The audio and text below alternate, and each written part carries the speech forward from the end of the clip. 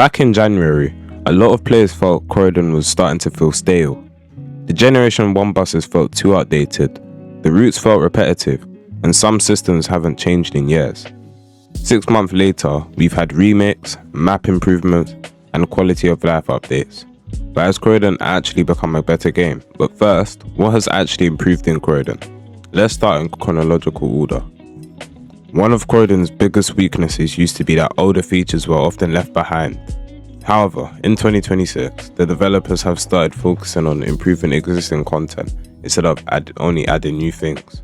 For example, on March 1st, they changed the Croydon company color picker to make it more smoother, as the old one was unreliable. On the 23rd of March, they mentioned Luton has volunteered to fix some of the older buses that had minor cosmetic issues, such as brake lights.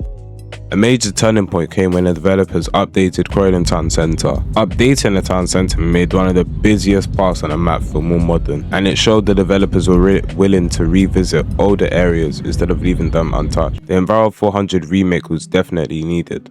The old model was starting to look outdated.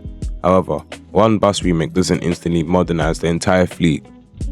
The cadet buses also received a complete overhaul. Next, they are focusing on giving Croydon companies a quality of life update. I've actually made a video talking about it, so go watch it after this one. But better doesn't mean perfect. There are still some major issues holding the game back. Top list in my opinion is the outdated passenger system. I ain't gonna go into it too much, but it really needs changing. One criticism that existed for years is how repetitive the routes can feel. No matter which route you choose, you're often driving through the same areas over and over again. The developers have explained why the Addington expansion is taking time, and that's understandable, but after several months, players are naturally starting to wonder when they'll finally get to see it. Croydon also needs to remodel the rest of the Generation buses. It will take some time, but eventually it needs to be done. So has Croydon changed for the better in 2026? I'd say yes.